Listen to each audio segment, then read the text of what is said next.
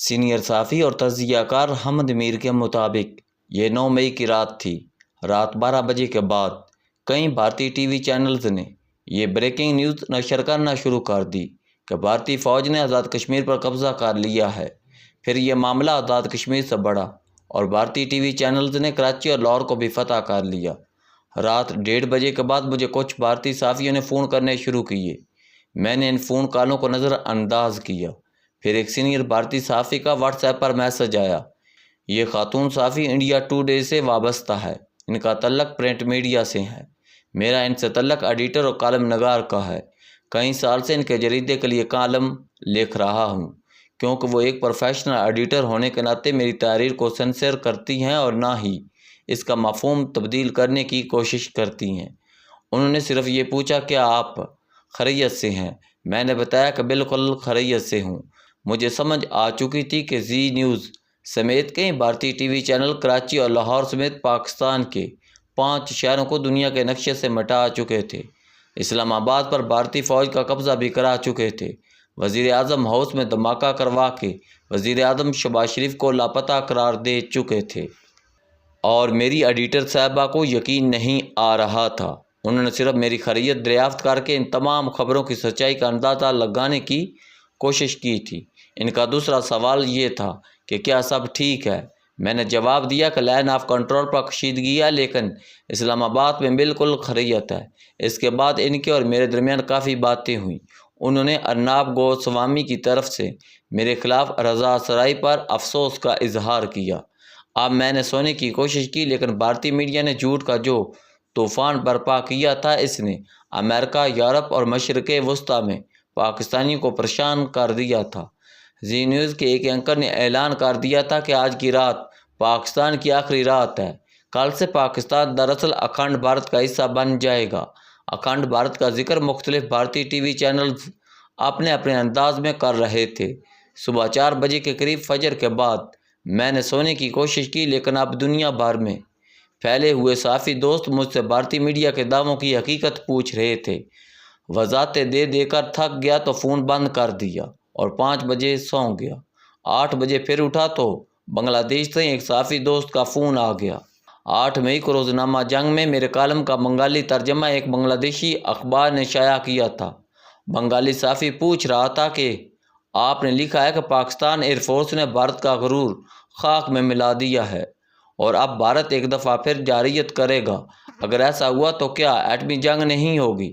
میں نے اس دوست کو بتایا کہ بھارت کو ابھی تک ذہن ہے کہ اسے روایتی ہتھیاروں میں پاکستان پر برتری حاصل ہے، لہذا وہ روایتی ہتھیاروں کے ذریعے پاکستان کو نیچا دکھانے کی کوشش کرے گا اور اپنی رسوائی کو آواز دے گا۔ میرے بنگالی دوست نے نیک تمناؤں کے ساتھ پاکستان کی کامیابی اور سلامتی کی دعا کی۔ 10 مئی کی رات بھارت نے پاکستان کے اہم فوجی اڈوں پر میزائل داغ کر ایک جنگ کا آغاز کر دیا۔ پاکستان نے ان میزائل حملوں کا جواب زیادہ مؤثر انداز میں دیا۔ بھارت ہماری 9 اہم تنصیبات پر حملہ کیا، جس میں رحیم یار خان کا شیخ زاید ایئرپورٹ بھی شامل تھا۔ پاکستان نے جواب میں بھارت کی 26 تنصیبات پر حملہ کیا۔ بھارت کا سب سے بڑا نقصان جلندھر اور ہوشیار پور کے درمیان آدم پور ایئرپورٹ پر نصب S-400 ایئر ڈیفنس سسٹم کی تباہی تھی، جو 2018 میں $1.5 ارب کے عوض روس سے خریدا گیا تھا۔ 7 مئی کو پاکستان ایئر فورس نے فرانس کے رافیل طیاروں کی شان و شوکت کا جنازہ نکالا تھا اور 10 مئی کو روس کا ایئر ڈیفنس سسٹم بھی اپنے انجام کو پہنچا۔ پاکستان ایئر فورس نے نہ صرف ڈاگ فائٹ میں بھارت کو ناکو چنے چبوائے، بلکہ میزائلوں نے بھارت کے برہموس میزائل تباہ کر کے پوری دنیا کو حیران کر دیا۔ بھارت کے پاس ایک طرف فرانس جنگی طیارے تھے، روسی میزائل ڈیفنس سسٹم تھا اور دوسری طرف اسرائیلی ڈرون تھے۔ پاکستان کے ایئر ڈیفنس سسٹم نے 78 سے زیادہ اسرائیلی ڈرونز کو تباہ کر کے ایک نئی جنگی تاریخ لکھ ڈالی۔ زمینی جنگ میں پاکستان آرمی نے بھارتی توپوں کو برباد کر ڈالا اور لائن آف کنٹرول پر جگہ جگہ بھارتی فوجیوں نے سفید جھنڈے لہرا کر زندگی کی بھیک مانگی۔ بھارت کا خیال تھا کہ امریکہ، یورپ اور دیگر اہم ممالک اس کی حمایت کریں گے۔ سوائے اسرائیل کے کوئی اہم ملک بھارت کی حمایت میں کھڑا نہ ہوا۔ دوسری طرف چین، ترکی اور آذربائیجان کھل کر پاکستان کے ساتھ کھڑے تھے۔ بھارتی میڈیا میں ایران کے خلاف گالی گلوچ کی جاتی رہی اور جب امریکی صدر ٹرمپ نے پاکستان اور بھارت میں سیز فائر کا اعلان کیا تو بھارتی میڈیا ٹرمپ کے خلاف بھی چیخ اٹھا۔ اس سیز فائر میں امریکہ کے علاوہ برطانیہ، سعودی عرب اور ترکیہ نے بھی اہم کردار ادا کیا۔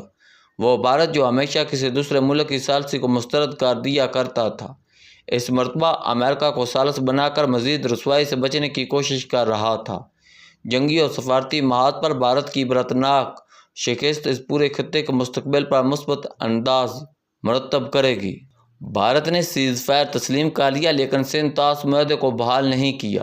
جس پاکستان کو بھارت دہشت گرد کہتا تھا، اب اس پاکستان سے اسے مذاکرات کرنے ہوں گے۔ سیز فائر کے بعد بھارتی میڈیا پاکستان پر سیز فائر کی خلاف ورزی کا جھوٹا الزام لگاتا رہا۔ میں اس سیز فائر کے نتیجے میں بامقصد مذاکرات کے آغاز کا حامی ہوں، لیکن نریندر مودی کی سیاست میں پاکستان کے ساتھ بامقصد مذاکرات کی کوئی گنجائش نہیں۔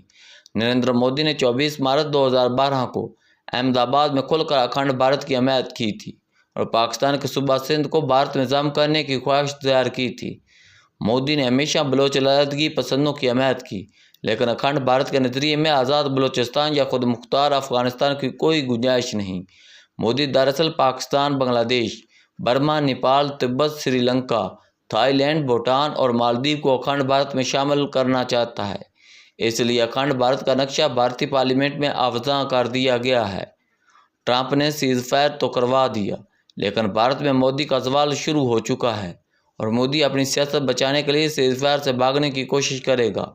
ہم بھارت سے دشمنی نہیں چاہتے، لیکن جب تک اکھنڈ بھارت کا نقشہ بھارتی پارلیمنٹ میں لٹک رہا ہے، مودی حکومت پر اعتماد نہیں کیا جا سکتا۔